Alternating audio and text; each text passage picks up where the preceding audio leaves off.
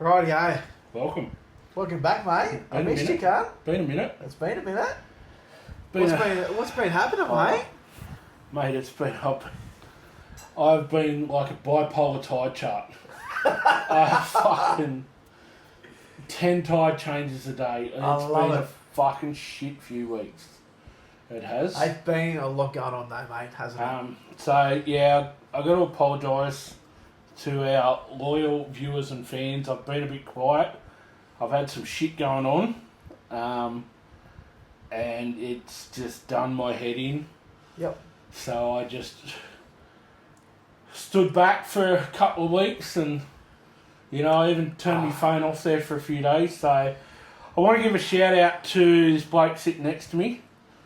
He is unbelievable, the help that he offers. And so the post he put on Facebook the other day about not being able to do an episode because of work was a bit of a white lie. He was covering for me. We were supposed to do a couple episodes, and I was a mess. And that's the thing with this bloke next to me. He knows when to just give me space, but he also knows too when I need a phone call or a message or, and I've got to. There's been a few people that have stood by me the last couple of years, and there's been a lot of people that I've known for quite some time that have, done the old. But this bloke next to me, he's been right there through thick and thin, That's it, no right? matter what. So, massive shout out to Grub for being there when needed. But yes, he covered for me. It was totally my fault, and hopefully now we've come through it again a little bit, and I'll get a bit more active on the Facebook. And like we spoke about, mate, it's fucking... We're doing this because we've gone through these issues ourselves. And the last couple of weeks have been a bit tough for both of us. Really, hasn't it? It has, mate. And then, as I was telling you just before, on the way over here, I got a phone call that a bloke I used to kick around with years and years ago, we sort of lost contact. He became one of the 9 a day in Australia that takes their own life. Yep. And it just... Like, we hadn't spoken for probably 4 or 5 years, but it's still... it's still close to home. Exactly right, but it's the principle of it. It doesn't matter if you haven't spoken to someone for 15 years. Yep. It's still someone that's it's close to home that you know very well, that you've fucking grown up with, and that, like, fuck, And what do you do? especially, so October's Mental Health Awareness Month. Correct. Yeah. So my fault again, I had some things to share, but I was in a bit of a kerfuffle this afternoon, and I left all my notes at home. Can't fucking take you nowhere. Oh, mate, shout out to Mickey Wheeler too from Hot Wheels Haulage. Had one of his hats to bring in. Yeah, you did. And that's sitting with me notes and stuff as well. But on a serious note, mate, you've stood by me through thick and thin. Yeah, I appreciate it, mate. And that's what we're here for, mate. Honestly, there's been a couple of times where I've gone down that path, and I've known that, I can flick him a message or a phone call, and, just to say g'day, and it makes things feel a bit better. So, massive shout out to Grub for that. But yeah, it's hopefully now we're coming. I got me sort of head That's it, mate. Head straight, and 100%. The funeral the other day was pretty bad. Was pretty hard on me. How'd they go, mate? Let's have a quick chat. Was it a good ceremony? It was a great service. Yeah. There would have been probably 150 people. Yep. There. I caught up with some people that I hadn't seen for ages as well, but mate, I was doing well. So my sister helped me do up a shirt for it because it was, colourfuls and stuff like that. So it had all different coloured remote control because he's raced RC cars and loved his RC cars and stuff. So it had all that on the front. And then it said it's not hoarding if it's RC cars. And then on the back, I had the fuck cancer logos with the ribbons. Yeah. So I have that with the ribbon for bowel cancer. Yeah, nice. Which is green with a red apple. Yeah, okay. In it. So I have that on the back with his name and nicknames and the date that he. Yep. But mate, I was doing all, even beforehand when I sent his lovely wife and kids and his mum and dad and a few of the other close boys and stuff like that. I was holding it together, and then having to wheel him out of the church and put him in the back of the hearse. It's like hitting that sort of reality, isn't it? It did, mate. Yeah. And that's, mate, the next week after that, even 2 weeks, I was just spiraled downhill. But we're still so young, mate, and we shouldn't be going through this. And that's the worst part. 41, mate. Yeah, like fuck. You know that's. But anyway, because I know, this might sound stupid, but I still talk to him every day. As you do, you mate, know, 100%. And so I still catch myself going to send him funny because he had a crooked sense of humour, as well. He had a real crooked sense of humour, and some of the things we used to send each other. Yeah. We had a group chat with a few of us in it that just had real crook sense of humours, and you catch yourself going to send, or you'll see, a live show like music, snippets of it. Yeah. You catch yourself going, fuck, imagine being at this and yeah, that's it. Stuff like that. But I've washed the shirt, and it's going in one of them vacuum seal bags. Yep. And that will, so that it doesn't get real. I'll never wear it again. That's, it'll be, and it's going in one of them, and I'll put it in a special place, and yep. That'll stay with me forever. So yeah, 100%, mate. But I know he wouldn't want me, moping around and dwelling and. Well, that's it. He spoke to you about what we're doing right now, and he appreciated what we're doing, and he was all for it. Oh, mate, he was, and even he appreciated what we're doing. See, even he knows the difference in me since 100%, we started doing this to definitely what I was before. So. I've just got to head down, bum up, and, yep. Yes, you'll always be, there'll always be this little angel on my shoulder, exactly the right, voice of reason going, what would Gibson do? That's it, mate. And he'd always be the one that'd tell the voice of reason, but then he'd go, fuck it, let's do it anyway. But yeah, that hit me was the actual wheeling him out of his,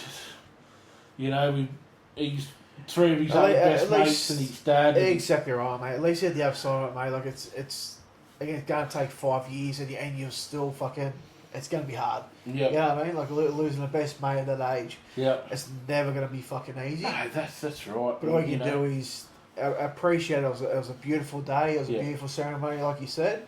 And just make the most of it, man. Sit back and just fucking ponder on the fucking memories of what he's done over the years. And we've had a couple of chats over the years that previous experiences you've done and fucking this and that, and just make the most of it, man. 100%. Yeah, that's it. And then we get some really good feedback that makes us think we're doing good work. Little Ricky sent me a message. Exactly right, man. 100%. During the week, saying that he wasn't in a real good headspace and he had to go for a bit of a drive by himself, and he just put the podcast on and he sort of just cleared the head and sort of kept the noises away a bit and stuff like that. So that sort of feedback's fucking, it does. It makes you sort of, and in all honesty, that was one of the things I sort of read that when I turned my phone back on. Yep. And I was like, well, fuck, we're heading down the right path and stuff, so... Exactly right, man. And that's what I appreciate is that feedback, knowing that we are making that little bit of a change and we're heading down the right path, aren't we? I just, just getting that phone call this afternoon too was a bit... Yeah. It was literally while I was on my way over here, so... Exactly right, man. It sort of puts a bit of a downer on on a pretty good long weekend. Yeah. You know, but it is what it is.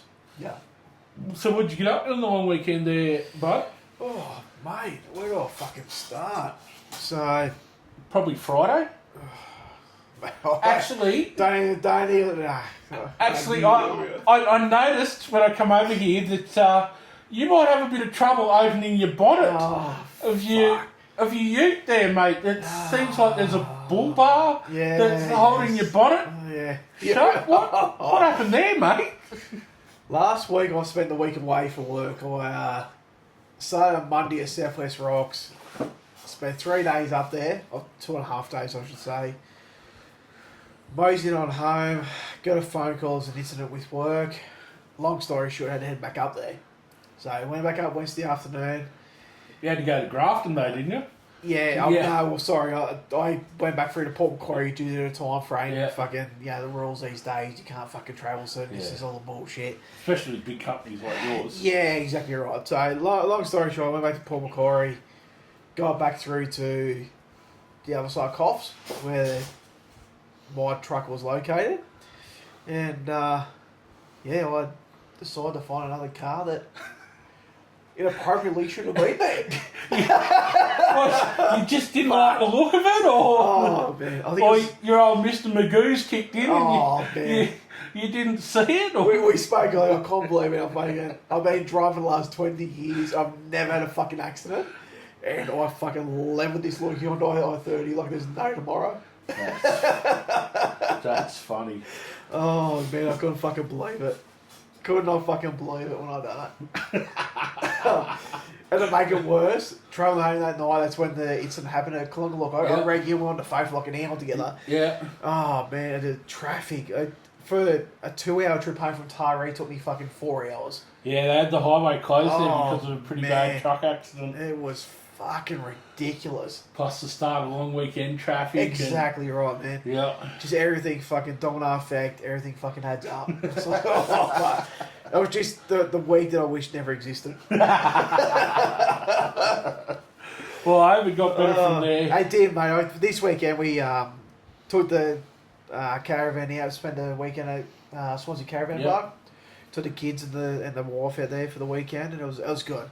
It was good to actually, after a week that I already had, to actually sit around and spend time with good mates and that. Just fucking just chill. Exactly right, man. Just unwind, spend some time, relax, and just enjoy fucking moment. Well, that's like me sister and brother-in-law and the boys. She was saying the same thing because we went round there for lunch because they were away for like a week and a half. Took the caravan and you know, they went up from here up to Inverell, a couple of days there doing some fossicking and stuff like that, and 100%. up to Toowoomba and then back down to Woolgoolga for a week and stuff. And that's what she said. It was just good to be able to relax, see some different sights. Definitely, man. 100%. You know, and things like that. And you just need it sometime, like just to debunk everything and just... I think the worst part is, like, honestly, man, we've had the van for just over 3 years now. In the last 2 years, it's been so fucking wet that we really haven't been able to use it as much as we'd like to. Like, and actually get out this weekend and have decent weather was fucking really good. Yeah. Speaking of wet, all that water, that fucking stagnant water that's been near my joint is all finally starting to disappear from those all that rain and shit we had there a couple of months ago. And now the fucking stench. Oh man, fucking stink, man. It for is. Sure. Oh, like to the point where you've got to get up at night and close the fucking all the windows. Yeah, really. Because of the fucking smell coming through the house. Like, I don't smell it as bad because I got me fucking Darth Vader mask on. So I don't smell it that bad. So, but yeah, like you smell it like sometimes during the day and then things like. But it's just that putrid, dirty, filthy, fucking stagnant mud. That's the worst smell too. It's terrible. But what I've actually noticed, because my home base is for work is at Kooragang. And the last couple of weeks I've actually noticed going past Hexham train station there. And again, I don't know if it's a tight thing or what, but fuck man, driving through those roadworks lately, it's literally like fucking a sewer. Yeah, I wonder if they're doing some work. I wonder if they might eat a sewer pipe or something. I don't know what it's been probably the last maybe month. Just Hexham in general, though. Yeah, it's a fucking shithole to start with, you know what I mean? It's built on a swamp. Yeah. Well, when I was at Cummins, if we got a bit of rain, there was a high tide, you'd have water to start to leach through the fucking concrete floors. I fucking believe that and too, the man. fucking mozzies. Yeah, man, they're fucking atrocious. Pick you up and drag you. And some of them, they take you straight down to the bowlway. It was fucking horrendous. They had the old bowl guy named after, didn't they? Yeah. Still the old Aussie Mozzie up there. Yeah. Fuck, we had it timed so that we could, because we had punch cards. Yeah, and so we'd bundy off. There'd be 3 or 4 of us jump in a car. We'd get down to the club. We'd punch 3 schooners, feed a Chinese, and be back with about a minute to spare, and then back to work for the afternoon. Oh, fuck. Mate, we used to have some... You couldn't do that now. Oh, fuck no, man. Can you imagine doing that now? Pretty loose times at that place. Man. Oh, man. Literally, you imagine trying to do that now. You'd be fucking crucified, wouldn't you? Oh, mate, there'd be times because I was on a really good... We were permanent Arvo. And I was on a really good crew. Like, we were a tight-knit crew. And, you know, so if a couple of us wanted to go out on a Friday night, if there wasn't much work on, 1 or 2 of the other boys would just stay back, fluff around. They'd clock us off at 11 o'clock, and we'd already be in town. We'd be fucking on the sauce. And on the fucking raspberries. Fucking, you know, or if one of the boys was going away for the weekend, we'd clock them on and clock them off and just assign a job number to them. And, you know, but trying to get away with that shit these days, it's fucking... Man, you can't. No. We're about fucking cameras and fucking everything else they fucking run off these days. It's fucking bullshit, man. You know, OH&S and fucking all these cunts that are justifying their jobs sitting in a little office going fucking, you can't do it like that. Fucking fucking get out of here and show me how to do it your way, right, man. Fucking bean counters, man. I love it. They've got to put their gloves on, their glasses on, their hard hat, and meanwhile you've got the job done and they're still filling out a fucking take 5. Yeah. And the fucking truck's gone. It's fucking out the door. Righto. He's already halfway the fucking Pacific Highway, fucking that slap it on the arse and send it up the buckets. Well, we'll move on to the next one, mate. Fucking Granny's gripe this week. Oh, fuck. What have we got, brother? Trolleys. Oh, man. Fucking useless people that leave trolleys willy-nilly anywhere in a fucking shopping centre. You find a park, fucking Butner. You go to pull into it. Oh, here's a fucking trolley sitting in the middle of a car park. In the middle of the car. So you've got to get out. So you stop your car. Meanwhile, you're in the middle of the fucking road now. Stop your car. Everyone fucking blowing up about it. And you're looking like the fuckwit now. Yeah. People are beeping at you and shit like this while you've got to get out, move the trolley. Yeah. And you look 5 metres that way, there's a fucking trolley return. Right there. Yeah. It's just unbelievable. It's laziness. Downright it really laziness. Is. Like, I know you do go to a lot of shopping centres, and I don't know where the trolley boys are gone these days. Yep. And you do see a trolley bayman, and they're fucking chockers. Yeah. They might fit, say, 40, for example, and there's like 60 of the fuckers there. Like, it's like they don't employ trolley boys anymore either. Yeah. But you go to the Green Hills, I was there today, mate. Exactly what you're saying. I went up to Dean Murphy's today. And I was blown away by the amount of trolleys that were just sitting around in random car parks. It's just... what gets me is, though, the people that, like, walk past, like, if I see one sitting there, I'll move it, because I know it's a fucking hassle to get... Yeah. There was one a couple of weeks ago, like, literally, someone put their trolley inside the other trolley and left both of them sitting in the car spot. In the way. And because I was sitting in a car park just waiting for Mum to come out. Yeah. And I've watched this, and I'm like, are you fucking kidding me? Yeah. You know? No fucks given, man. And I ended up getting out and moving it up onto the fucking verge. Out the way. It's just like... It just comes down to laziness, mate. Today's it really is, man. It fucking really is, you man. Know? People just don't give a fuck. The thing that gives me a little bit of hope is I see, like, my mates and like our age group that are having kids that are actually bringing them up to be of course, proper humans. Try at least attempting to raise them right, you know, and stuff like this, like not just to sit around and fucking want to do nothing and that's it. Stuff, but yeah, fucking if you're one of them, if you're a trolley lever, you're an ankle. You are? You're dead set fucking lower than a cunt. I fucking love it. I fucking love it. What did someone call me the other night? I got a bit carried away on Facebook the other night. Something different for you. Yeah. Someone called me Thrush. And I'm like, what do you mean? They're like, because you're an irritation to a cunt. and I had to give them props. That was pretty good. I'm like, that's fucking top notch. That is. I'm just I'll like, pay that. I'm going to use that one. That's funny. But yeah. So don't be thrush with your trolleys. Man. Anyway. That's fucking days fucking gold. So we've got a bit of a plug this week too. We do, actually. Yeah. Zumi Lures. They're a Aussie handmade here in the local in the Hunter Valley. Yep. Jeremy handmakes all the lures, everything from bass and freshwater lures, cod lures, right up to he's now making like trolling skirts and things like that. Right.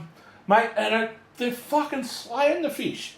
Yeah. You know, he sent me a heap of pictures and stuff of some of the fish that's been caught lately on his lures. Yeah, right. Like I've used his lures personally, and I know they work. Like 100%. You know, man. I used to see him a couple of years ago myself, mate. And I bought a couple of his lures, and fuck, man, the bass out the Hunter Rivers and that, mate. They fucking loved them. But they're all handmade, hand painted, hand polished, everything, all by him. He doesn't have anyone else to use. They've all got good rings, split rings and hooks, good quality split rings and hooks 100%. And stuff. Not saying your first point of water, they fucking rust out the first time. Yeah, and they're not going to straighten when you get a little fucking puffer fish on them or something like that. That's it. But so he's got a Facebook page, Zumi Lures. Yep. So check it out. We'll put the details and the link and stuff like that on our Facebook page. And I'll start getting a bit more active on that, guys, again too. He does do a little bit of merch in that too. I've got one of his fishing jerseys and that. Yeah, he does every now and then. He'll do a merch run. He'll do fishing jerseys or hats and things like that. But yeah, he's like, I hooked a good tuna off one of his lures once, and that marlin that Chungs and I caught, the one that got off, that was off one of his there you go. Lures and stuff. So mate, they do work. So if you like your fishing and stuff like that, jump on the Zumi Lures. Like I said, he's got everything from bass, cod, freshwater, saltwater, right up to trolling skirts. That's it. And he's local to Malin to us and that too, mate. So he's fucking well and truly fucking approachable. He's selling some of his trolling skirts. They're going worldwide. Oh, really? Yeah, and they're not that expensive either. Like the trolling skirts come unrigged.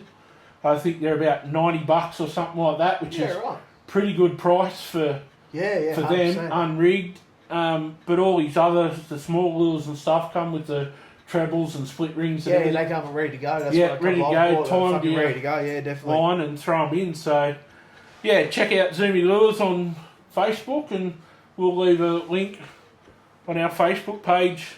Well, it's coming that time of year, isn't it? Well, everyone they fucking get the family out there. Bass season's open now. It opened end of September. Yep. Start of October, bass season open. So 100%. You know, and all the fish are on the bite. Fucking oath. Actually, I didn't even fucking wet a line fucking last weekend, to be honest with you. Actually, the boys did while they're up at Woolgoolga, and Aaron and Kyle, and they fucking cleaned up in this little spot for a couple of hours. They pulled in like 15, 20 fish or something. Fuck, that's alright. And there was some good size. Like most of them were legal, but they didn't keep them because they were heading back home the next day. Yeah, it's fucking. It's all like too much, isn't it? The caravans don't have a lot of freezer and fridge storage. But plenty of photos and memories, mate. That's all that is. That's it. You know, and they caught some good, so they were pretty stoked. Yeah, fucking about that. So it's coming into that time. It is. It fucking really is, man. Right, bit of sport. Bit of sport. Sport. The wide world of sports.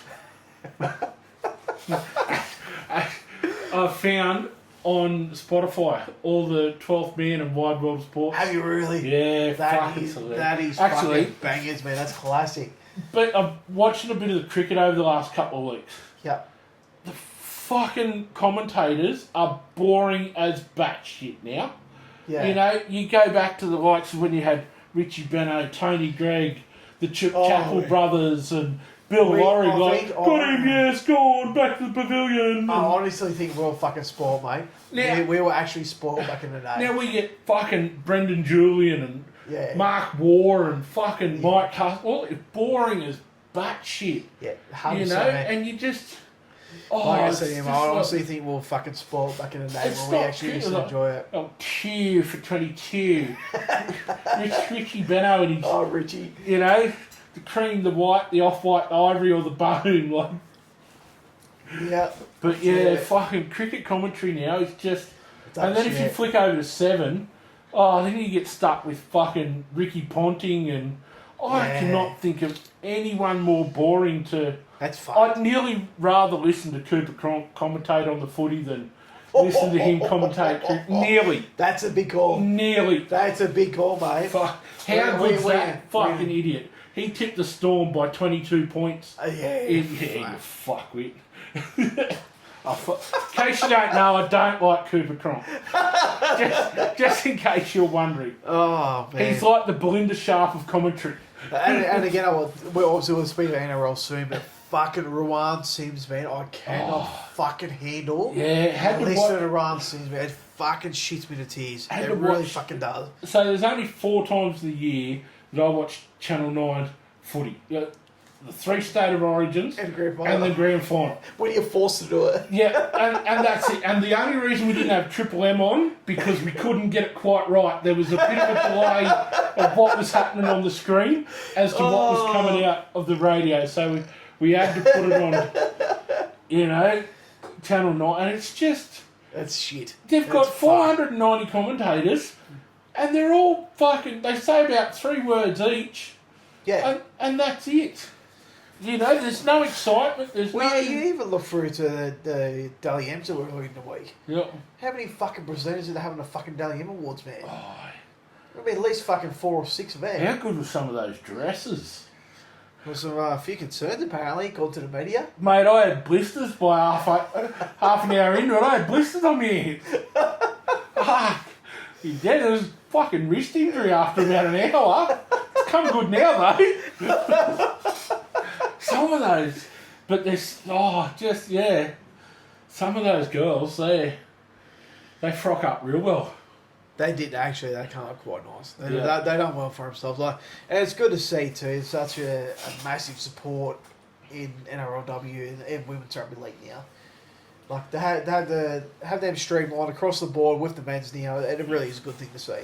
I still believe they're expanding too fast. 100%. They are. So it was announced, I think it was yesterday, that Jesse Southwell signed with Broncos. Well, how many weeks ago? You called that weeks ago. Yeah. Yeah. Like, and it's gonna... I'm actually genuinely concerned it's going to fucking crucify NRLW. Oh, well, mate. It'll be Roosters Broncos again next year. And the worst part is Broncos, it was a good game on the weekend, which we'll touch base soon, but just to see, at the end of the day, a Broncos beat a Roosters team that shouldn't have been beaten. And they still done it, and they're going to add Jesse Silverloo to that team again. Yeah, but... Like, fuck. Righto, well, we might as well get into it now. We're going to do it shortly, but we'll get into it now. That Roosters team, though, they had 4 regular first graders out.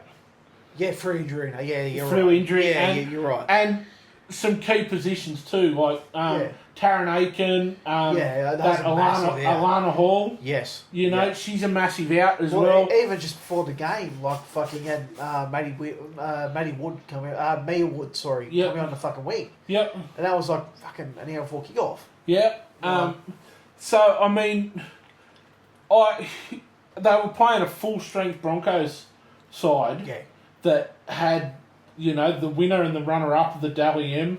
Well, to make her up to it, as much as it frustrates me, she carved up. Oh, mate. She literally is in a league of her own. Yeah. She really is, mate. Like, what she brings to the NRLW is fucking phenomenal. Oh, mate, I honestly, watching that game, the Roosters were just missing that little bit of organisation at times. Yes. Yeah. You put Taron Aiken back in that side, Roosters completely different. Roosters win that game. Yeah, 100%. Yeah. And it was only the way they come back in that second half, and then they just didn't have the ability to shut the game down that a Taron Aiken or something, would have been able to do, to just control that game, to kick to the 100%. Corners, you kick chase and things like that. But mate, credit to the Broncos, they played a good game. They played well. They played well. They deserved it. They had a better for and against than the Roosters for the whole season. Yeah, 100%. Things like that. So all credit to them, as much as I fucking hate Brisbane. But to go through undefeated and then lose the grand final, how do you celebrate? Yeah, it's But no, it was a good game to watch. Yeah, I thought. There was a couple of refereeing decisions there I thought were fucking pretty ordinary. Your mate Belinda Sharp was out there, wasn't she? Honestly, I can't see why they keep picking up. Oh man, it's some of the decisions he made during the game, I was like, what the fuck am I watching? I wish I got paid that much money to not do my job properly. Exactly right, 100%. I'd be fucking loving life. I'd be I'll get a couple $100,000 a year to not do my job properly. Yeah, exactly. No worries. Exactly right. It'd be like us not putting a sump plug back in after or putting it in loose. Yeah, we wouldn't have a job half an hour later. Exactly fucking right. Okay, so she made a mistake. That's okay. It's not okay. Yeah.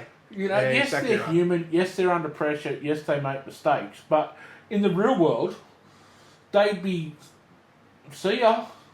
Yeah. Sent down the fucking road. Yeah, peace off. And this is where they need to start putting money into developing referees. It's getting to the point now 100%. Where they need, the game's getting to a level where they need to start bringing from junior ranks through the ranks. And start, all the clubs, they have the Harold Matts, the Jersey Flag. Correct. Things like that. Start bringing your referees through the lower grades and things start getting them some experience. And we have touched base on other episodes now, man. Like a young bloke I used to work with, that he was he ref to his his cup in Newcastle and that, but just the amount of travel that was involved, the money he was losing for work, and he couldn't justify it anymore. Well, mate, last week I watched the Q Cup Grand Finals. Yeah. And the same bloke refereed the women's and the men's game back to back. Oh, really? Yeah. And, mate, he was lucky to have made probably 2 or 3 mistakes across both games. Fuck, there you go. And he backed himself with decisions and things like this. There was a couple of times, he went to the video ref. Yeah. But, mate, and I'd say 99.5% of the time, he got the decisions right.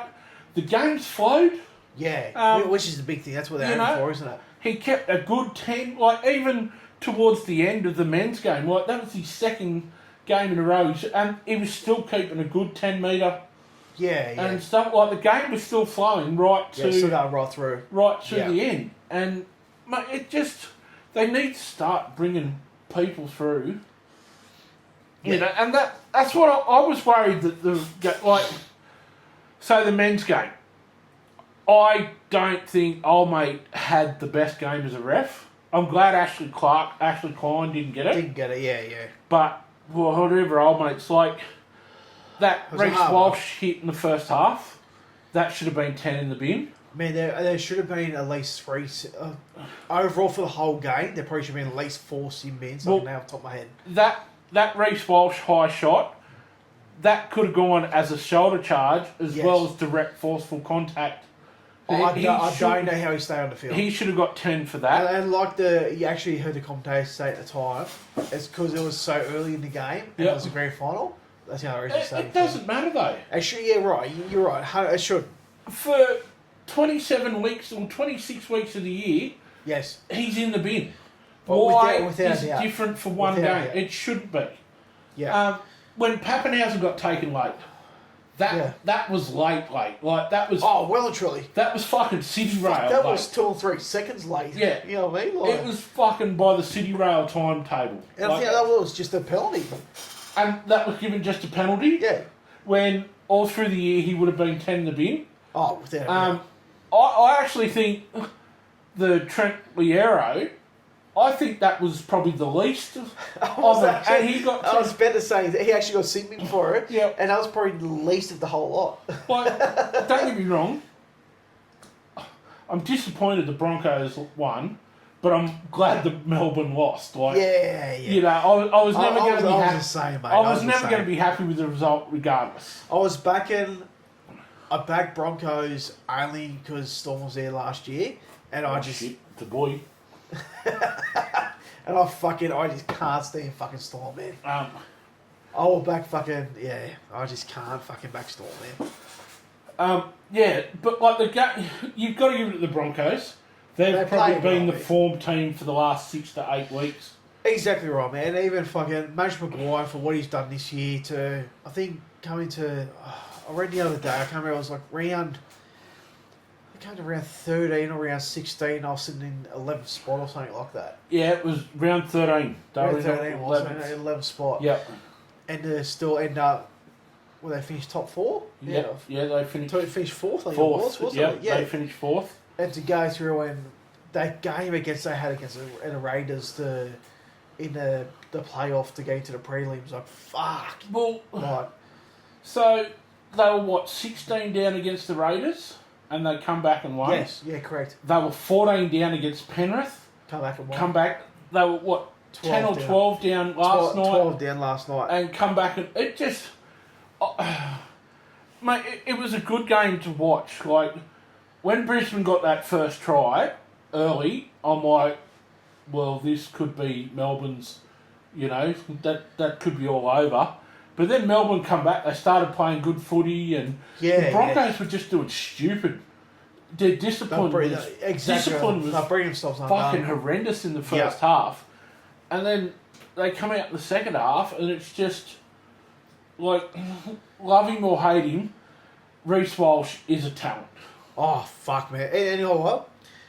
Touching on that. Ezra Mann, like, someone must have told him at half-time that everything in a purple jumper is an Uber and he needs to fucking hit it, because his defence in the second half was pretty, like, he pulled off some pretty big hits in that second half. To lose Adam Reynolds and Ben Hunt like they did, and for the young fellas of Reece Walsh, like, Reece Walsh deserved that the Clive Churchill hands down. Yeah. And I can honestly say that's probably the best game I've watched him play. Payne Haas was pretty quiet.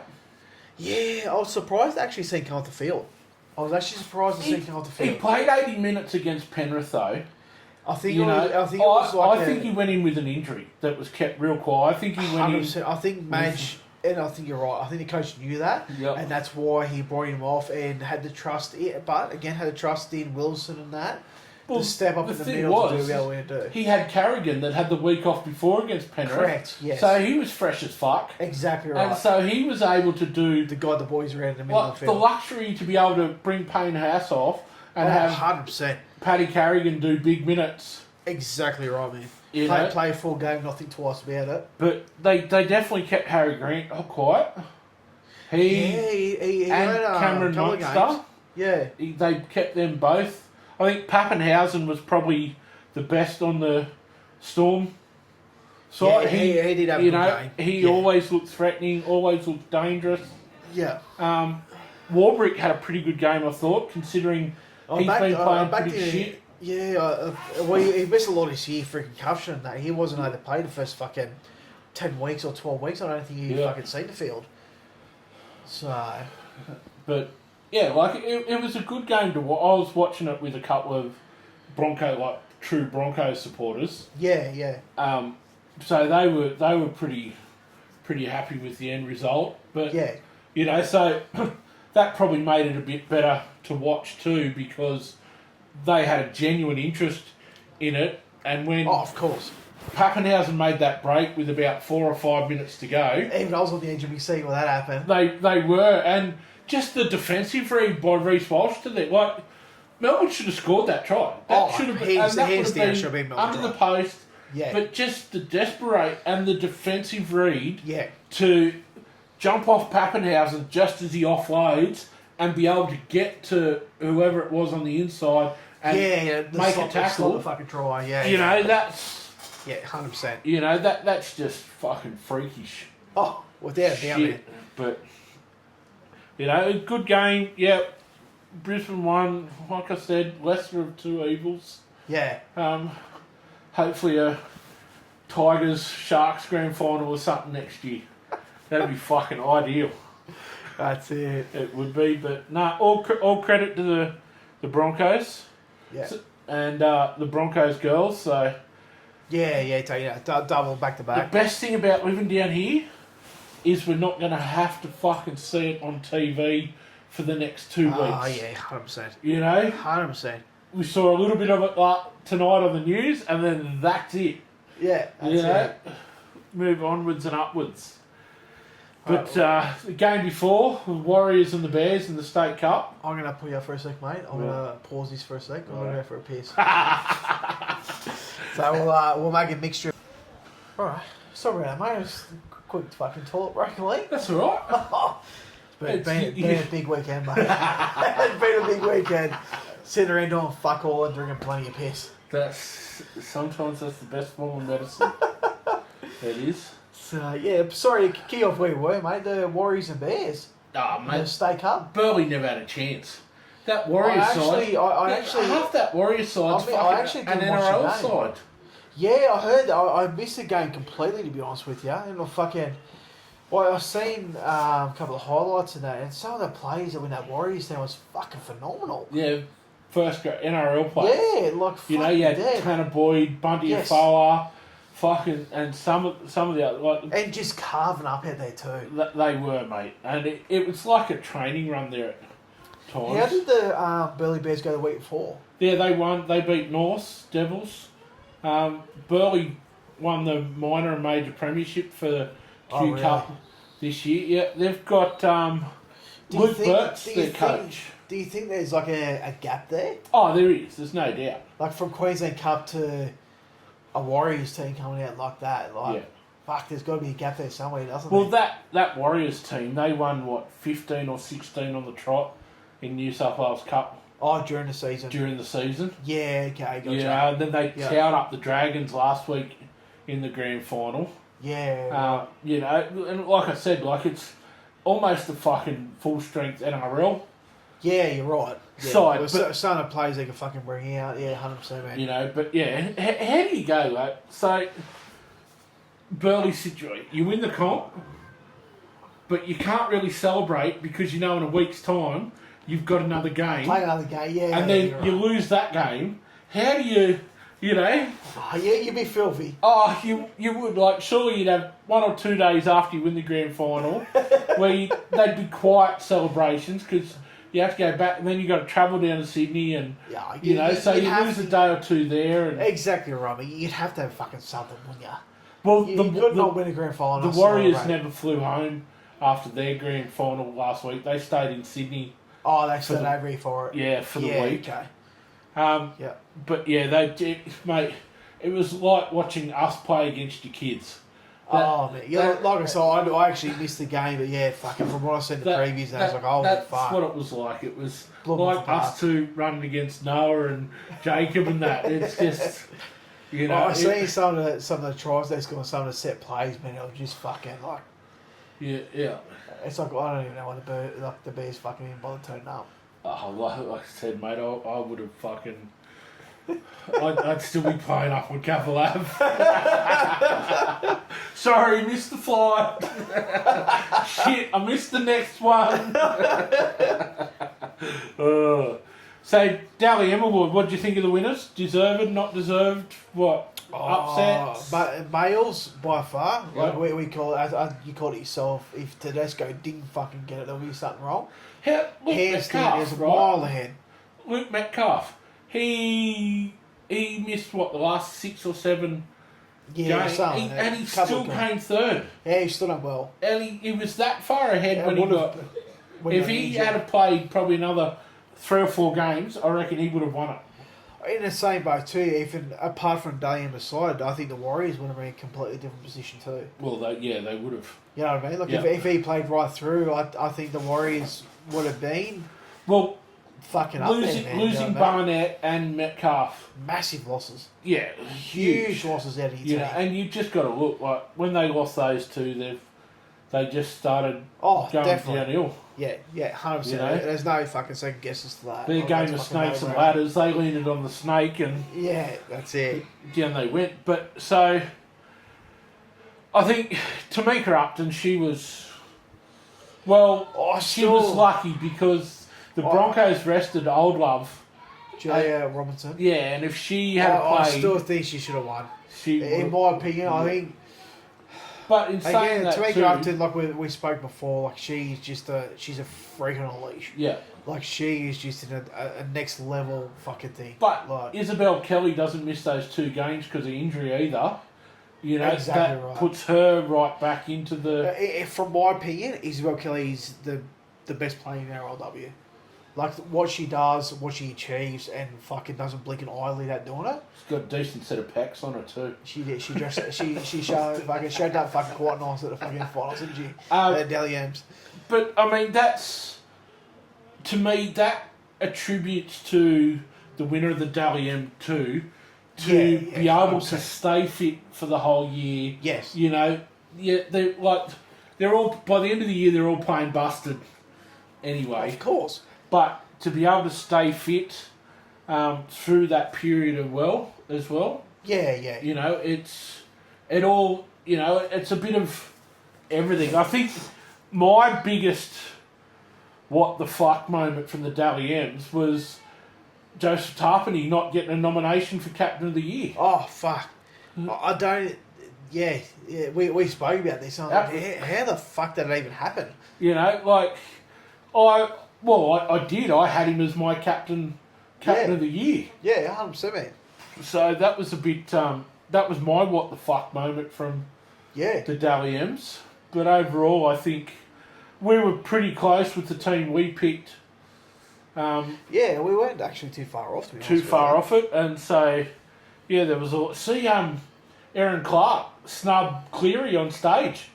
Did he? Yep, when he got Lock of the Year. I seen him get Lock of the Year and he walked up. As he was walking along, he's shaking hands. Cleary's put his hand out and he just walked straight past him to the next person. I wonder what's going on there. Don't know. Because they haven't played it. Well, Clark went from Titans to Warriors. Yeah, so there's not even like a thing there. Yeah, I don't know, but I thought that was pretty funny. Maybe he's been picking on his little brother. Yeah. Has he been picking on his little brother? At the possibly. Hey? Yeah, maybe his younger brother owes you some money or something. Nathan hasn't coughed up to pay his little brother's debts. Hasn't paid Jack Cleary's fucking debt. Yeah. Hey, bro, I remember you. That's it. So, anyway, what do you reckon we go through the ladder? And definitely. I think that's a quick rundown. 100%, mate. We've got the ladder here in front of us from first to last. Well, we all know he's last. Yeah, I was waiting for that. But we will start at top, mate. We'll go from Raiders. Raiders finished by premiership. How do you think their season panned out? Mate, I think they were well above a pass. Definitely. This I don't agree with that. They had a young roster. Yes. Ethan Strange stepped right up this year. He's been named in the Kangaroo squad. Even when Jamal Fogarty... you're right. He's been a lot of time injured and that. Was out injured and stuff. He still stepped up. So, Mate, I think everyone wrote them off at the start of the year. I was one of them. I never ever expected the Raiders to even be close to where they finished. There was a couple of people I know that had them tipped them for their wooden spoon. Yep. Shane, if you're listening. Hey, they were fucking. They were actually. I think they were one of the red hot favourites for the wooden spoon coming into the season. I think everyone wrote them off, and it'll be interesting to see next year that because Big Papa's signed again for another year. Yeah, he's going around for another season. So that's a big plus. Oh, 100%. They lose Fogarty, but I think that young bloke that filled in for him, I think he'll step in nicely. Do a good job. Yeah. Fucking There's even a bit of talk that what's his name? Fucking they've been in talks with Jackson Hastings. Well, last thing I heard was going to fucking Titans. No, they hit that rumour on the head. Oh, really? He's not coming anywhere near our fucking club. I think fucking Canberra should do the same. Because you look at the clubs he goes to, mate, he's a cancer. Yeah, he has to be bad, man. Yeah. He really has to be bad because every fucking club he goes to. Yeah. Well, look at Knights this year. Yeah, and the Tigers. Like, really, he was probably the best option in the halves. And he still wasn't. And he still didn't get fucking They were still picking Tyson Gamble. Yeah, they're still being that shit cunt. Yeah. So I think Raiders are definitely they're a fucking proper pass, and I think they'll be, top 4 again, there or thereabouts next year, I think. It'd be interesting to see how they back it up. Like you see, they got KO Weeks, you got Xavier Savage, you got Ethan Strange, you got a young team, but Ricky needs to work on Timiko's defence during the off season.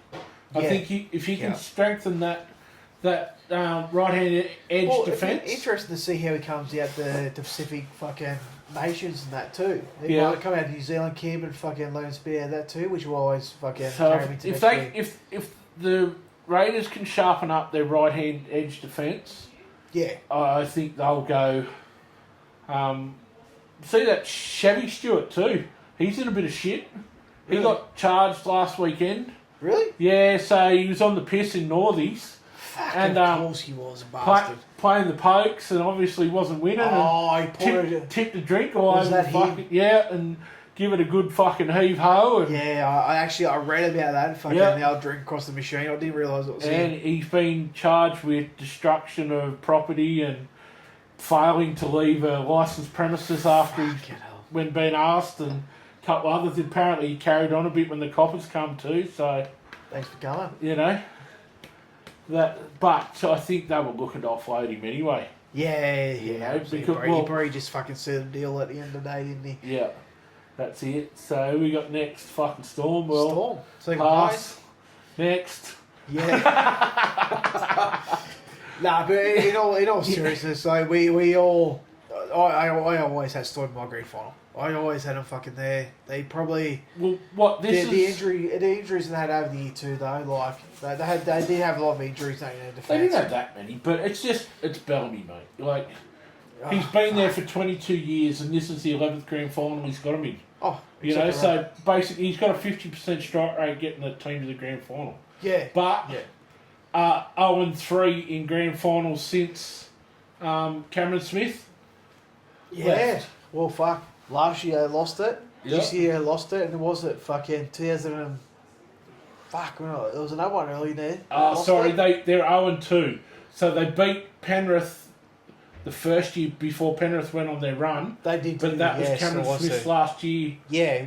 So that's 6 years ago. Yeah. They won, and then they haven't won a grand final since. I was actually very surprised to see Storm lose 2 grand finals in a row. I'm not. I'm fucking stoked. Oh, fuck. But good to see as a again. Pass had a good year. Yeah. We're a bit patchy in parts, but I think again next year they'll be there. There or thereabouts. They still got that fucking crack of a spine. They still got a good team on paper. I still believe that they missed that old fucking Waikiki Tomato talked a big game, and went missing. I think they put his picture on a milk carton. Yeah, I think you're fucking gone missing. Yeah. So they lacked that big punch up front. You know, if they had Big Nelson back there or someone, you know, like that, I think it could have helped a bit because, like I said... Especially against the Broncos fullback was realistically probably the best fullback in the game all year. Well, that's the thing. Like, Payne Haas goes off and Wilson comes on. 100%. You know, and then you've still got Paddy Carrigan going fucking bang, bang. You still got Bakuru, you still got fucking Jordan Ricky. Like, you still Wilson comes off and Payne Haas goes on. So, you know, you just... It's big body off, big body on. Exactly big body off, big body on. And, you know, in the end, that showed. Yeah. So, anyway, pass from the Storm. Right. Bulldogs. Bulldogs on the third. But, mate, they were tale of two halves, weren't they? Well, fuck. They were looking good after the first fucking 12, 13 rounds. I think they were coming up there. Leading the comp, mate. I think it might have been like 16 rounds or something of leading the comp. Leading the comp and then totally rearranged your spine. Well, they had to make room for the best 5'8" in the fucking upcoming future. Well, is it the best young player I've ever seen? Yeah. Phil Gould's words. Yeah. Yeah. Pretty sure Brad Fittler would have run rings around Galvin at the same age. I'm pretty sure Ethan Strange had run rings around Galvin at the same age. You know, a lot of fucking 17, 18. Isaiah Qatar. Yeah. You know, at that age, was the only reason he wasn't getting first grade at that age because he was sitting behind Nathan Cleary. Exactly at Penrith. Yeah. Well, fuck, he's still only 21. You know, so... But I think they slightly... they were 50-50. But I don't think you can really blame the players for it. I think it was more exactly right. I mean, the decisions off field is why they... Yeah, through a lot of issues across the board, bringing fucking Galvin in like they did. Yeah. But I still think, whether he come in or not, I think they've done the best they could. I couldn't see them doing any better what they did. Oh, I think that disrupted the... Oh, definitely. They put on a good front. Yeah, you know, and said we're unified and stuff like that. But inside the camp, I think there was dramas for sure, and there was dramas and had to be. You know, because you look, even a few of the other players like Josh Curran's form fell off. Yeah. There, Connor Tracy's form fell off a bit. Got a couple of injuries as well. You know, they got a couple of injuries and what's his name? Fucking King. His form dropped off a bit from State of Origin and stuff. Yeah, you're 100% right. I think coming out of Origin, I honestly think he got the beating in Origin. Yep. He got the fucking bit of a beating. He shouldn't have even been there, mate. But just anyway. coming out the other side of it, and I just don't think he recovered from it. So, anyways, I'd say a pass from the Bulldogs. I think they'll be better for it for next year. I think they'll definitely be top 8 next year, possibly pushing for a top 4. I was going to say, do you see the Bulldogs in your top 4 next year? I see them on the verge. I can't see them in the top 4 next year. I see them on the verge. I think they'll be around that. I'd love to see them in the top 4 again, but I can't see them there. I think they'll be around that sort of 4th, 5th, 6th. Yeah. Somewhere like that. Right. They probably, if Lachlan Galvin gets injured pre-season and misses the season, they'd probably, they'll get top 4. Fucking listen to you. Nah. So, anyway, moving on. Broncos, well, you know, I think we have to give them an A+. Oh, you have to. They won the comp. Everyone bagged out Madge and said his army camps and shit like this are too much. He's proved the haters wrong, hasn't he? He has. There's a lot of Broncos old boys out there that are pretty quiet today, yesterday and today. I think you're 100% right. But, I mean, I didn't agree with the Tigers letting him go. I think the Tigers should have given him a bit more reign, a bit more ability to... You can always look now, man, or like you're looking at this now and go, fuck, why the fuck would Tigers let him go? But back then, man, it was a different situation. The Tigers were in a different position. There was a lot of underlying things though. Yeah, okay, so they sack him, right? They get Brett Camorley in as coach. Yeah. They don't win a game for the rest of the season. Last night, nothing. they don't win a game. Yeah. The following year, they win 3 games. Yeah. Which was so much less than what they did with Maguire. Yeah. You know? And then this year they had a bit, but we'll come to it. But since Madge got sacked from Tigers, he took the Kiwis to a Pacific Championships win. Yeah. New South Wales to a State of Origin series win. Yeah, including a win up there. And Broncos to a premiership. Yeah. Yeah, here's the three teams he coached since... It's been no failures. And honestly, yeah. But Broncos, A+, won the comp. Well, fair, they were probably the form team of the comp the last 6 to 8 weeks. Yeah. We'll see how they go next year. Go back to back? Possibly. I have them top 4 again. Possibly pushing for a grand final spot. I don't know about their signings and retirements and that, but they're probably one of the teams that probably be less affected by it, I think. Yeah. Coming to the year. Really? Yeah, there's a couple of the younger ones that like that Corey Pate or he's moving on to Manly and that, or whatever. Yeah, a couple of young fellas moving on. You know, they still got fucking Billy Walters that didn't play in the game. That fucking the stand nucleus. We'll see with Reynolds after that calf injury last night. Surely he has to retire. Honestly, man, I did feel sorry for Billy Walters. Because he helped them get through. 100%. You know, he was a big factor. One of the big backbones behind the whole fucking push for that season, man. But would he have missed out grand final? Nah. Well, no way, man. You know, who would you have left out then? Cody Hetherington? Well, you can't leave a forward out. Corey Pace? Well, yeah. Straight up, man, you wouldn't, mate. It's like... He's one of those players you would make room for. But I understand how Ezra Mem on the bench. I completely understand that. But Billy Walters can literally come in. He's a game player. Still blowing up that he actually got to play a game this year. Fuck, man. Look, I understand he done the wrong... Okay, we'll talk about that. What's your take on that? He done the wrong thing at the start of the year. Should he be crucified to the point where he should not have brought a fucking jersey on for the fucking grand final? For what he did, yes. Driving unlicensed, under the influence of illicit drugs. Yeah. Crashed into a car and tried to do a runner. And injured someone in that accident. From my point and then 2 weeks later, gets arrested again for riding an e-bike, admittedly riding an e-bike on a footpath with no helmet. It's minor, but still. It's minor. I don't know how. And then the off-season indiscretion that he had. For that accident he had, how is he not in jail? Fuck, man. If he wasn't in the limelight for the position he's in within the NRL, upcoming fucking young player. That's where you got to give the Roosters a bit of credit for the backbone they've shown. Because you're Latrell Mitchell. Video footage of him racking a line off a table in Dubbo. Yeah. 1 game suspension, $100,000 fine, $80,000 of it suspended. Yeah. So it was 1 game, 20 grand fine. Yeah.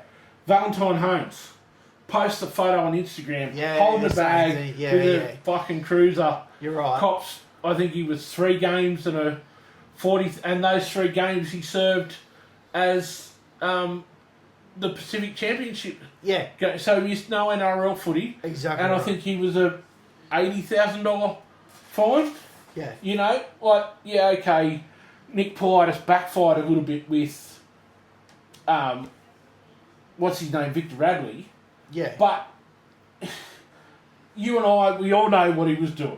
Yeah. We've all sent the message. Exactly right. We knew what he was doing, but there's no evidence that he actually did drugs or anything like that. It's all hearsay sort of things. You know, there'll be no charges laid from Queensland Police for it or anything like that. Exactly right, yeah. 10-match suspension without pay.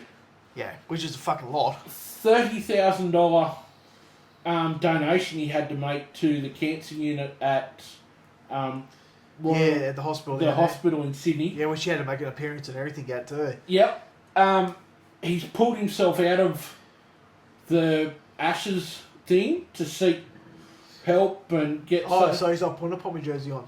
No, he's pulled himself out to... So, he's losing about 200 grand for the Roosters, for that 10 grand. He's on about 20 grand a game. Yeah. Right? He's losing, 90, 100 grand for not playing for England. Yeah. He's 30 grand out of pocket for what you just said. The donation. So he's nearly 350 grand out of pocket. Fuck, it's a lot of He's had to postpone his wedding because he can't afford it. to pay for it now. And things like, and that's all on hearsay. So you imagine the personal effect it's having on him too. Well, this is why he's pulled out of the Ashes. Yeah. Thing as well. In his words, to get his life sorted out. Yeah. All credit to him though. He could have thrown everyone else under the bus. And you're right. Yeah, definitely. But so yes, I think Ezra Mam got off light. Particularly when Spencer Leniu allegedly called him a monkey, and he copped 10 weeks suspension for that. So, I think the NRL needs to bring a stand because at the end of the day, these guys are role models. Yeah. You've got kids running around footy fields with their jerseys on and things like this. So they're role models. They might not like it. But, yes, I understand they're human. Yes, they're entitled to let their hair down and shit like this. But they're professional athletes in a popular game. Yeah. Trying to set an example. So the Broncos, Dave Donaghy, the CEO of the Broncos, reached out to that young girl that Ezra Mam hit when it first started. Just, how you going? Do you need anything? Blah, blah, blah. And then radio silence. They never... So she's actually mounting a civil case against him now. Yeah, really? It is. She is. Fucking hell, so it's escalated. Yep. Yeah. So there's still ongoing... But you're right what you're saying, though. It's sort of got radio silence at the start of the season, and then you don't hear about it again until a week before the grand final. Like, if Broncos were in the grand final, would you hear about it? Mate, I think so, yes. And it's not because I just don't like the Broncos and stuff like that. They have to... The NRL has to step in and make a stand. Of course. Unless they test positive to... overrule it, yeah. Unless they test positive to an NRL-sanctioned drug test, it's up to the club to punish the players for... what they do. For what they do off-field discretion. Yeah, definitely. Right? So, the NRL has to go, righto, even if they bring in a set of guidelines. Yeah. If it's this is what they cop. If it's this, well then... But Ezra Mam shouldn't have had to play these... And that's what I based it against. The fact that he got called a monkey on field and the bloke cops 10 weeks suspension for that, and what Ezra Mam did, and he only cops 9 weeks... Yeah. What's worse? Yes, I know there's racial vilification and all of that shit, but it was said in the heat of a moment on the field from one player to another player. Called him a monkey. It's like me calling you a fucking useless cunt or something like that. And right, in the context of the thing, and Spencer Leniu is probably a very similar looking bloke. Yeah, exactly. It's not like it was like me and you fucking pale as fuck, calling him a monkey over there. Exactly. So I think the NRL should have come down real hard on Latrell because there was actual video footage of him racking a line. So they should have come down real hard on him. Yeah, you're right. Same as Valentine Holmes. He should have missed the year as well. Yeah. He should have been rubbed out for the whole season. Yeah. And then they have to go and do community work. They have to go into rehab, all of this other shit. But not just miss 3 test matches. They're really taking the piss out of themselves by doing it that way, aren't they? I understand. We all love a good time, but unfortunately, they're in the spotlight. Yeah. You and I aren't. Exactly. We're not getting paid $100,000 a year to fucking be there doing it. Go and hit a Hyundai in fucking Coffs Harbour, and it won't make the news. Nah. That one fucking flicks the ollie, cunt. Your mate will just notice your bull bar and your bonnet when he comes over. Yeah, you fuckwit. Yeah, you know, but yeah, he made an impact on. Like, he's a good player, but he shouldn't have been playing at all. In the grand final. Well, he shouldn't have been playing at all this year. He should have ruled out for the season. Yeah. Yeah. Anyway, Sharks. Mate, Sharks are hard ones here. I always had them in the top 8. But they, to be honest with you, they done better than I expected. They really did. Mate, honestly, their roster, I've actually got them at underachieving. Really? Yep. When you look at their roster, and they didn't have a lot of injuries, they brought Adam Fanua-Blake in this year. Was that this year or last season? This year he come over. That was this year, was it? Yeah, because he left the Warriors and Fisher Harris. Fisher Harris went over. Sorry, went to the Penrith over there. The Warriors. Right. So, like the $1 million halfback, he's fucking choked again. He's been a can't handle the pressure. I honestly, to me, if I was a Sharks fan, and I'd be disappointed in their effort this year. I think they underachieved. I think they should have been top 4, nudging top 2 on the ladder. Yeah. You know, with their side, they're pretty well like injury free through season 2, man. Yep. Like and no state of origin players, so they weren't affected by origin. Like Nico Hines is fucking the most highest paid fucking half, and never gonna play origin again in his life. Oh fuck. I swear he's gone to the Greg Norman motivating school. Fucking Captain Choker. As soon as a bit of pressure on, he just fucking... Yeah, he goes the jelly. He changed his name to Origami because as soon as there's a bit of pressure, he just folds. Yeah, nah. 100%. You know, so to me, Sharks underachieved. I would not call this year a success if I was the Sharks. Yeah, nah, definitely. You know, they only just scraped in against the Roosters. Yeah. For the final against the understrength Roosters. But yeah, to me, no. Yeah, nah, I agree with you there, man. But then we move on to the Warriors, mate. Like, I think we touched base before, man. I think 2 key injuries killed their season. I think you're 100% right, mate. But Metcalf and Barnett, but two big outs for the season. They're a team on the improve. So their Harold Matt's team won the comp this year.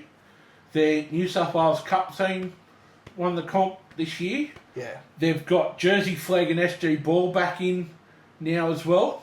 So they've got the under 20s comp kicks off next year too, doesn't it? Next year?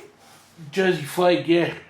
There's still been a Jersey Flag comp, but it just hasn't been televised. So they're actually showing it live again next year, under 20s. So they're back to a full complement of representative teams now. They've back always in the national. They've always been fucking strong in that comp though. So, I think they're on the fence this year. I think they probably could have done a little bit better, but losing 2 key players when they did. Yeah, I still think that they break even. For the season, I definitely think they break even. Yeah, that's it. You got your money back on the bet. Yeah. You know, place bet, got your money back. Yeah, 100%. You know, even if they lose one of them, I still think, you know, if Barnett stays there or Metcalf stays there and they lose the other, I think they win a couple more of those games at the end. Push for that top 4. And they push for that top 4. Yeah, definitely agree with you there. 4th spot. So, yeah, I think they're building. I think they're going to be, you know, they've got that experience this year. They've blooded a couple of younger ones. Like I said, they've got the pathways back in place now. As well, so it's going to make a massive difference in that. Well, let's be honest. Ivan Cleary wouldn't send his son there if they were going nowhere. Well, exactly right, mate. Yeah, 100% right. He'd keep him and be playing him at Penrith behind his brother, wouldn't he? Yeah. So he wouldn't send him there if they weren't going places. So I think they're definite top 8 next year. If they stay fit, they're pushing for. You know, they're going to be. There's going to be probably 5 or 6 teams pushing that bottom 4 spots. Yeah. For that top, that top 4. Yeah, definitely, man. Next year, I think, there's probably going to be 5 or 6 teams pushing for a top 4 spot. But out of the next team there, mate, Panthers, how do you rate their season? They come from last place after round 11. They're in last place to make the finals. Again, injury, state of origin, I think too. So the last few years, when they've lost key players, they've had players that have been in their system come in to fill those positions. Fill the voids in a way, yeah. This year they lose Luai and brought in Blaze Talangi. And I think it just took him a bit of time to get used to because Penrith, from their Harold Matts right up NRL, they run the same plays, the same calls, they run the same defensive systems. Once a week, they all train together, so they break off into groups, so you'll have 15-year-olds training with NRL players and things like this. So, you know, and that's why Penrith, they say the next man up, because it literally, someone comes up from Jersey Flegg into New South Wales Cup. They've been there for They know the systems, they know the calls, they know the defensive plays. Yeah, you know, 100%. or someone comes from Cup into NRL, same thing. They know where they have to go. It's already been impregnated. Yeah. And Blaze Talangi coming from the Parramatta system, I think it just took him a while to get used and to build a partnership with Cleary. To adjust. Like, you look at Talangi the second half of the year. Oh, there was a couple of games that Cleary wasn't there, and he stood up. You know, so I think they're going to be better for it next year. But that's just the thing, though. Like, even like we sit here and we're talking about the negatives had their team, but they still went to prelims. You know what I mean? Like, that's the scary part. Like, they were still almost one game off their fucking 6th grand final in a row. Like, that's the scary part about the fucking Panthers. Yeah. And they do still have the depth there. And that's the thing, and it comes through and this is why I think the Warriors have seen this, particularly with Andrew Webster, that's been in the Penrith coaching system. Yeah, you're right. Yeah, true, because he come from Penrith, didn't he? They've seen that. Yeah, 100%. And that's why they've decided to invest to bring back the SG Ball, Jersey Flegg, Harold Matts back into and it's going to make the world of fucking difference. And it will. You know, and if they keep performing, they're going to keep taking players out of rugby. You know, they're not going to want to play for the All Blacks. They're going to want to play for the Warriors and the Kiwis. Build that strength and the fucking. Because let's be honest, they're a one-team country. They talk about one-team towns like Newcastle and North Queensland, Melbourne and stuff. Yeah, but they're a one-team country. Yeah, legit. Yeah, you're 100% right. You know, so I think, mate, the Panthers will be top 8 again. I don't think the bubble's completely burst.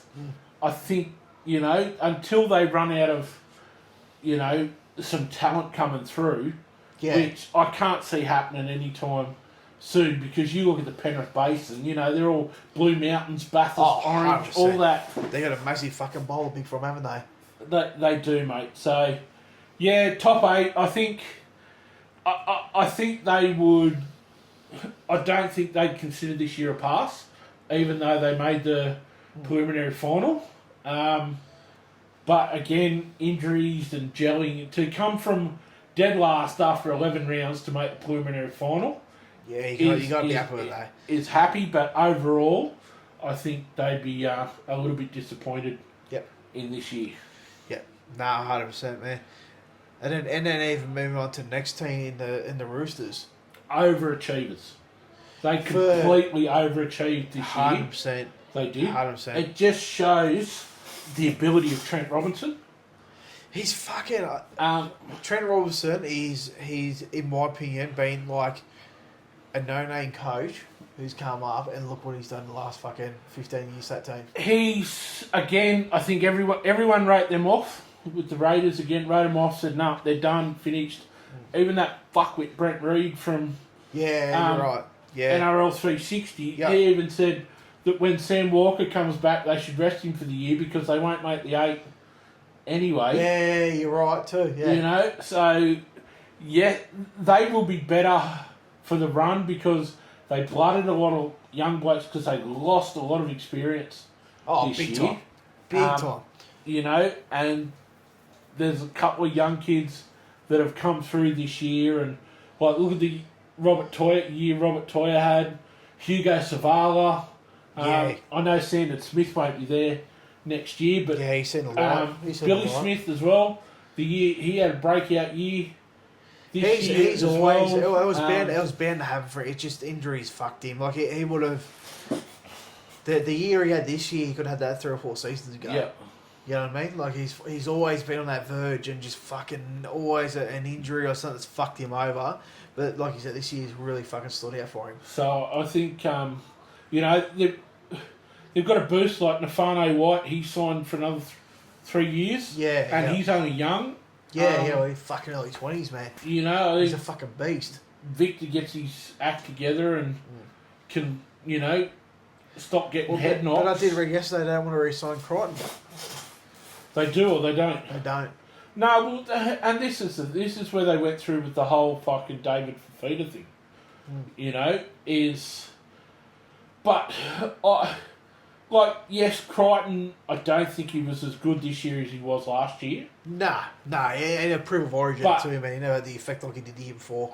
Again, he didn't quite have that go forward this year that he could play on the edge. You know, he didn't have the players around him and stuff. Yeah, he didn't have the players around him. Lindsay Collins had spent a bit out with injury this year as well. He spent a lot of time on the sideline. Yeah, definitely. So, you know, they didn't quite have that go forward they had where he could cause havoc on the edges. Yeah, 100%. You know, and he also didn't have Keary inside him. Yeah. This year as well, or Walker, they missed him for most of the year as well. And that was hands so down. I think if they stay fit next year, they'll be better for it. Do you see Roosters in top 8? Top 8, and again another one of those teams pushing for top 4.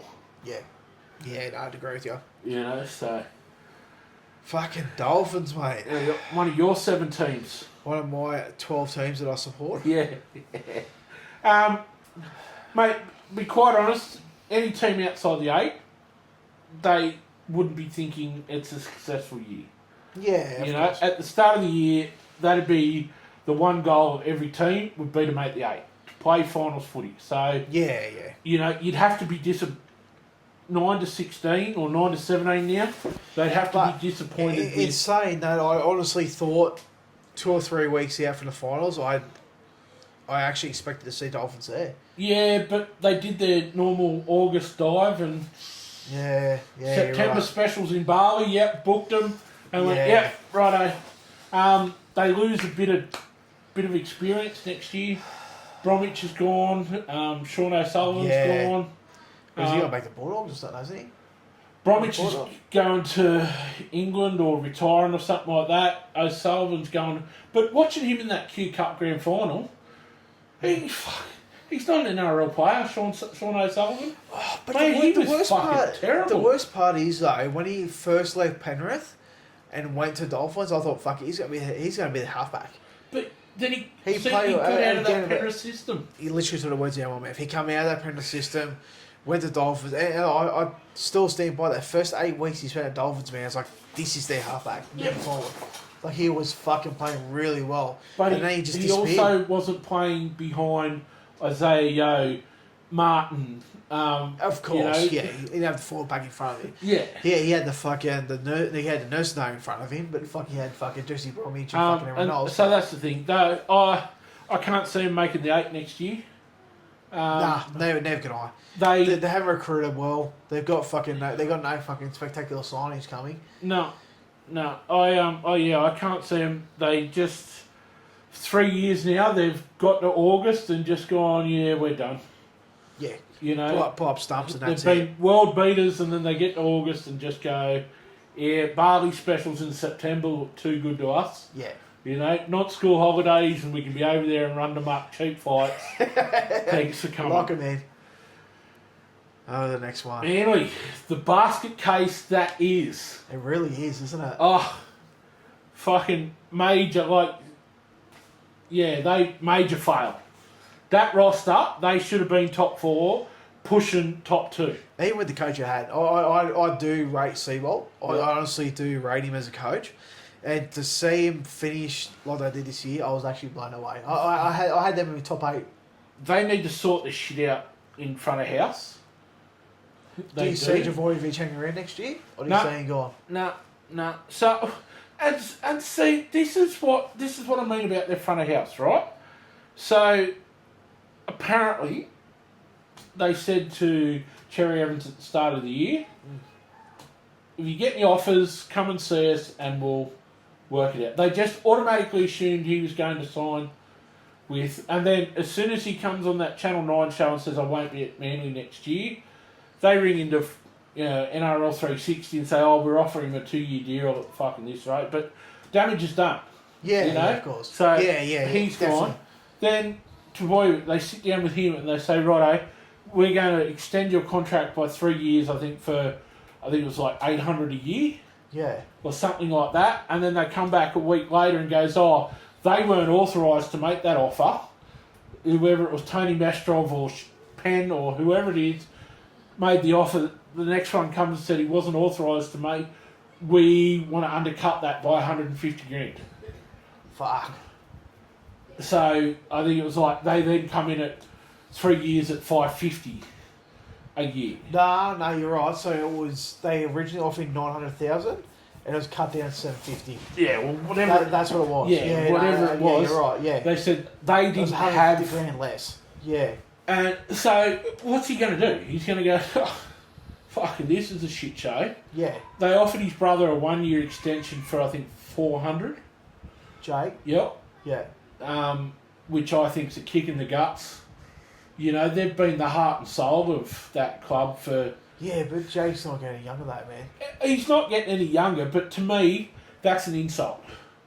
You know, yeah. I think he's at least a 500 to 600 for one season. Yeah, definitely, yeah. So I think Manly's a basket case. Until they sort out the front office and work out who's actually making the calls and running the show... I think they've got another... I don't think it matters who's playing for them, who's coaching for them. I reckon we're now 2 or 3 years of fucking whatever, until they sort... And it was the same as the Tigers.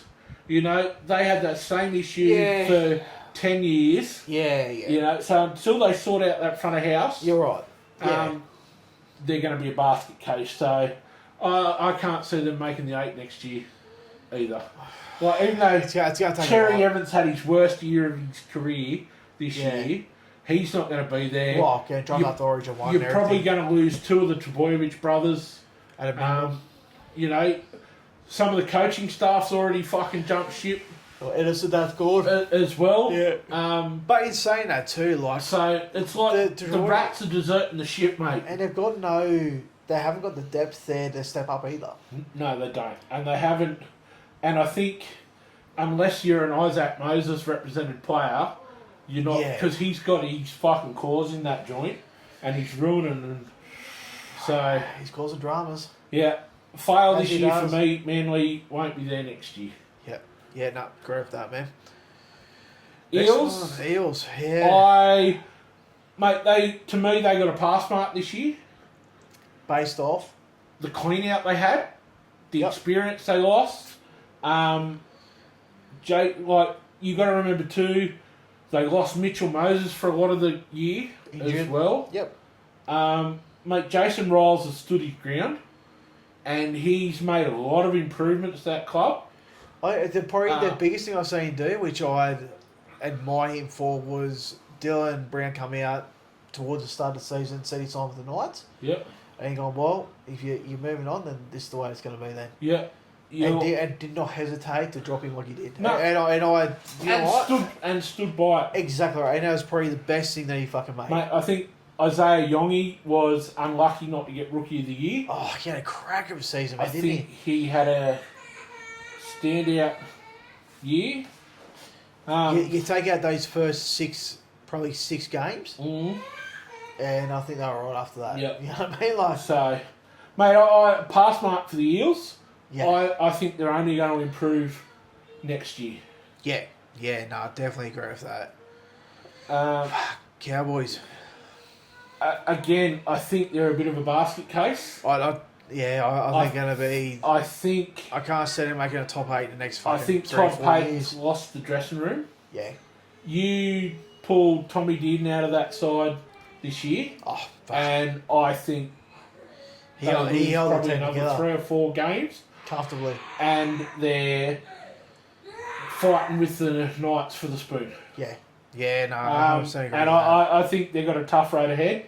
Yeah. You know, Tom Malalo, whatever you say that fucking big coconut's name, you know, I think he's come to the end of his career, but he just doesn't have the minutes and the punch and stuff like that. And that's the thing, mate. Like, they signed him on that 10-year contract, and I think it's coming to the end of it now, and I think they're going, fuck, maybe it was too long. Granville's moved on. I think, did he retire or he's gone overseas? Gone overseas. Yeah. Scotty Drinkwater can be hit and miss. Well, they've lost fucking Robson. Robson's gone to Roosters. Yeah. They've got Marnie. Yeah, but he's no... He's always a French player, eh? Yeah. You know, same as Ruben Cotter, his form wasn't the best this year. I still think he had a good season though. Like they lacked a bit of punch in the middle. Yeah, and I think Ruben Cotter played all over the place too though. You look at that for the first fucking 10 rounds, I reckon he played in every fucking position in the 4-pack. Yeah, but that comes back to Todd Payton fucking... It comes back to the coach. Yeah, definitely. But I still think Ruben Cotter, I rate him. Yeah. As much as I fucking hate Queensland, I still think he's one of the fucking... It was one of him and Tom Dearden. Yeah. Fuck me, if you took those 2 players, they'll guarantee one spoon. Tigers. On the improve... has to be, man. I think they'll win a few more games. They're going to be in that sort of 7th, 8th, 9th, 10th, 11th in my opinion, man, and I'm not just saying because it's next year, I can see Tigers in the top 8 next year. Mate, they're going to be on the verge. Looking at that, at the bottom 8, I can see Eels and Tigers in my top 8 next year. Yeah. Honestly, at the bottom 8, that's my 2 teams that stand out. I can honestly see Benji and the effect he's having on that team. I can't see how Tigers won't be there next year. Full pre-season as well for Tyrone May. Having the whole team under his fucking wing. You know, so mate, improvements were made this year. Even with all the disruptions during the middle of the year with Fuckwick leaving and Talon De Silva leaving. And just touching base, I listened to Terrell May's got his own podcast out now, and he's got one he done an episode the other week with Benji Marshall. Yep. And Benji Marshall come straight out and said like the whole Gowan situation, he was not expecting it. No. And he admitted straight away like it definitely threw us in the fucking... Mate, it caused the dramas, basically, you know what I mean? I'm a big believer too. If they don't want to be there, fuck them off. And that's exactly what Benji did. You know, Talon De Silva didn't want to be there, so, let him go. Galvin didn't want to be there, fuck them off, you know? Yeah. They're only going to cause dramas if they stay. Oh, of course. So, I think we'll be pushing for a top 8. But like I said, I think we'll see improvement. I see Eels and Tigers in the top 8 next year, mate. Yeah. I generally fucking do. South, mate, you got to give them credit. The amount of injuries they had. Fuck. Well, to go up and play Broncos at home and not even have a fucking 18th man. Yeah. It just shows the season have 17 fit players. Well, and I'll still stand by that. If Wayne Bennett wasn't their coach, that would be their wooden spoon. Mate, they would have struggled to win a game. Exactly right, man. You know, no other coach would be able to put them into a position where they were because of Wayne Bennett. I can see them if they injury free and get it to you. I can see them pushing for a top 8 berth. I think it's going to be pretty congested. Well, how long's Bennett coaching for? He's got another 2 years. Has he? Yeah. Okay, fair enough. But I think they need to have a look at their high performance staff. The amount of soft tissues, issues, definitely something not fucking things right like that they got. So, Dragons, well, fuck. They've just extended. Dragons were my surprise, man. Like, they did win a few games this year, and the games they did lose were not by much. Yeah, but you look at the New South Wales Cup side. You know, they made the grand final, but Yeah, they're losing losing a few players. So Ilias has been told he can look around. DeBellin's gone to Parramatta. The young kid that played inside Ilias in New South Wales Cup, the half 5'8", he's gone. So really? Yep. So they've got no halves depth. Well, they've only got that leaves it with King Tongia and fucking Flanagan, the halves they had this year, which done nothing. Exactly, and they've extended Shane Flanagan for another 2 years as coach. Fuck it, I think it's gonna fucking hurt him. It'll take a miracle for them to get out of the bottom 8. Yeah, I definitely a negative this year, mate, and I can't see him top 8 next year either. Titans, I think, epic fail this year. By far. They had a roster, a coach, everything to, really, and they showed glimpses, and this is why Desi's gone, because they fucking... I think in my opinion that the whole issues towards the start of the season with fucking Dave Fafita and Desi Hazler trying to stamp his foot and fucking authority in that, I think that's what hurt him. Yeah, but Titans have always been that basket case, though. You look over the last 15 years, mate, they've always been that fucking basket case. It's not just it was when they were the Chargers.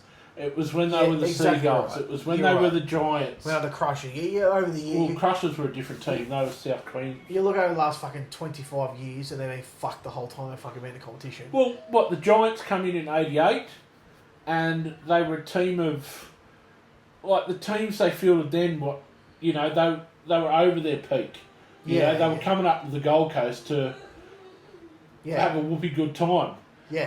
And then they appoint Wally Lewis, captain coach, when he's done and dusted as Seagulls, and then then they become the Chargers, and it's still they recruit, they can't recruit, and and then it happened when they become the Titans, man. It was the same thing back in fucking 07, 08 when they fucking recruited. And they're competing against the Broncos for talent pool and 100%. Stuff like this. So mate, I think they've got a tough few years ahead of them. I think they will improve. I think Josh Hannay is the right man for the job.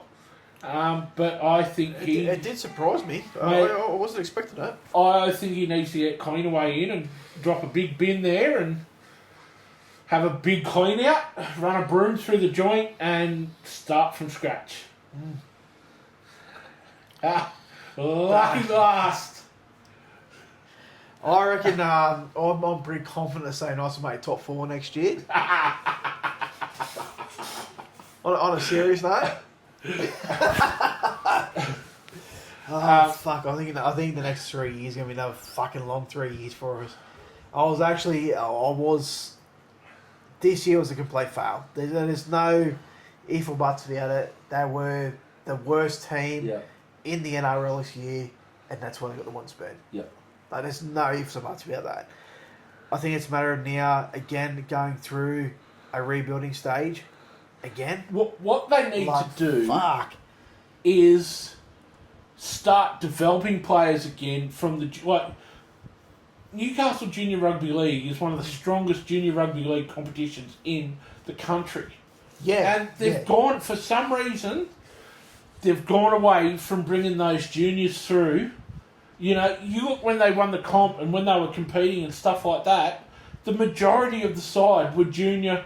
They didn't have to buy players because you look back at the juniors, they wanted to play for the Knights. Yes, yeah.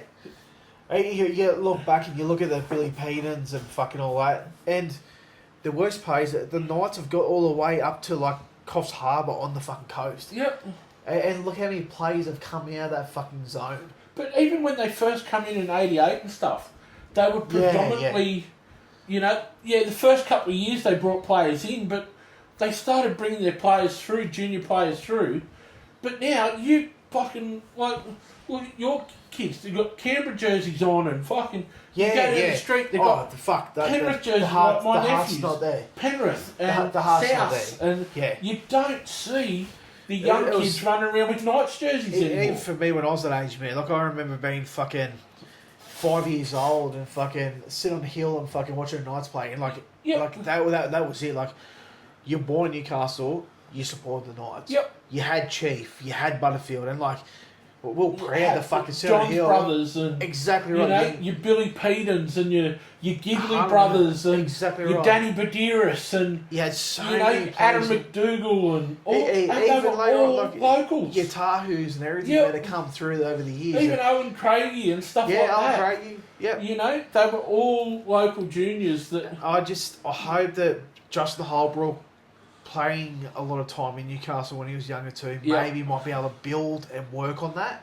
and try and bring that call back. I think Danny Badiris needs to get a bigger role as well in recruitment and it's surprising. Things like that as well, because if you get Danny Badiris rock up to your school, to do development and drills and things like that. Yeah.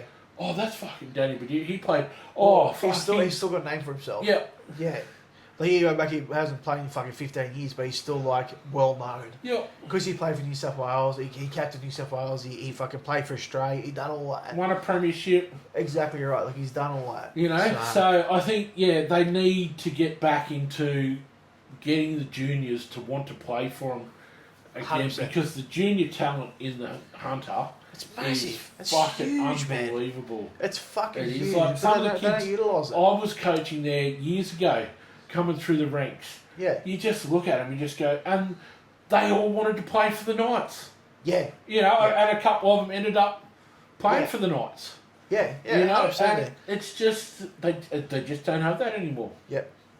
Yeah, they've lost their way, man. They've lost the heart, they've lost the soul, and it's going to take.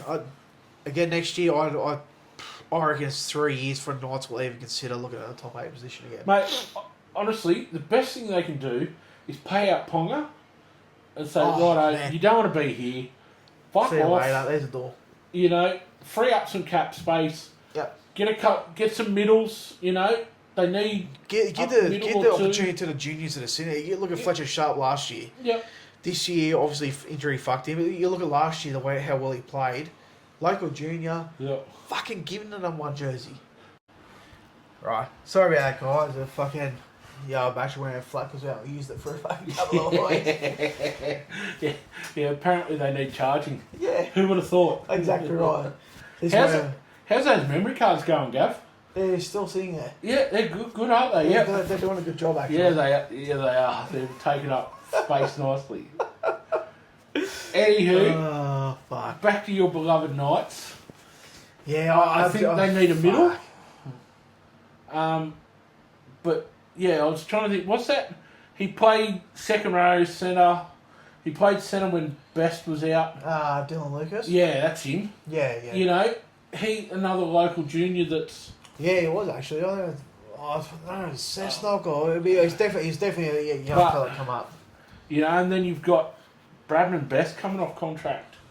Is it next year? Or the year after? I think every sign, mate. I think it's a year after, but still, it's a scary thought. Like players like that, like Bradman Best, that playing, in my opinion, playing for the Knights is probably holding back from the Origin jersey. Righto. So what would your spine be for the Knights next year? Your Justin Holbrook? Fuck, it's a hard one, man. It fucking really is. I think in hooker we don't have the depth there. I think we need to move the young Matt Arthur. Mm-hmm. I think he needs to start a hooker. Yep. I think Sandon Smith has to be a halfback. Yep. Dylan Brand has to be 5'8". There's no question about that. Yep. And just for the simple fact Ponga's there, you have to have Ponga start fullback. And that proves my point. That's why I'd be having a tough conversation with Ponga. Yeah. And saying, righto. Especially now you got Fletcher Sharp, you got Fletcher Hunt, you got a few other young fellas there. Look when Fletcher Sharp filled in for Ponga at fullback. He dominated. Couple of games. Absolutely dominated. Well, you look at last year, he dominated that well. They pushed him into 5'8" for this season. Yeah. Until injury. And it didn't work. I know he played his junior footy there, but it hasn't worked. It hurt. I did. Mate, I think you're in for a tough few years. I cannot see in the next 3 years. I can't see us doing absolutely anything. No.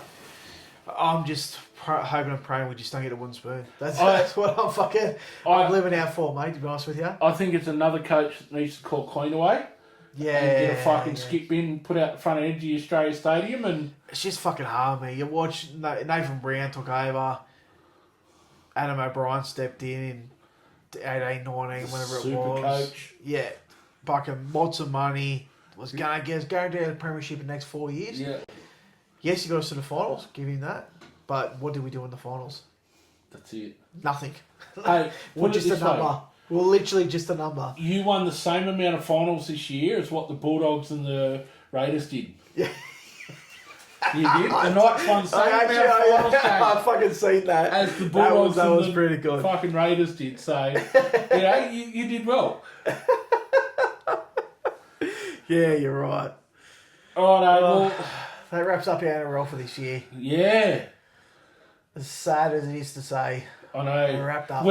We're in that 6-7. 6-7. 6-7. We're in that time of year, that changeover from footy to cricket.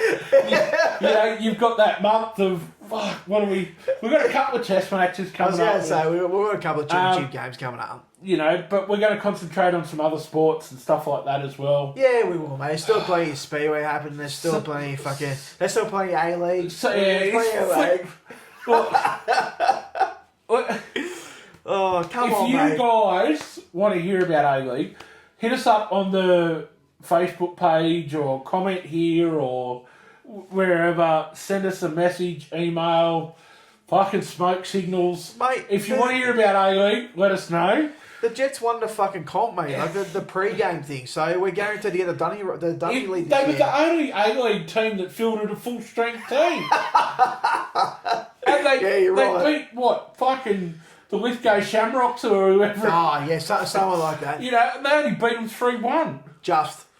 If you want to hear about A-League, hit us with... I'm not a fan. You can tell I'm doing it tough just to say the word. In my opinion, if you make a trophy look like a toilet seat, your competition's fucking shit. But if you guys want to hear about A-League, we'll do some.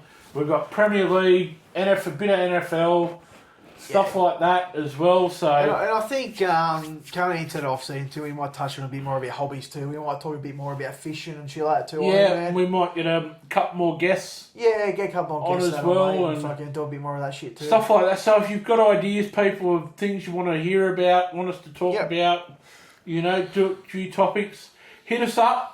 All right, don't be scared. We don't bite. Like, subscribe, share. Make the fucking most of it. That's it. Righto.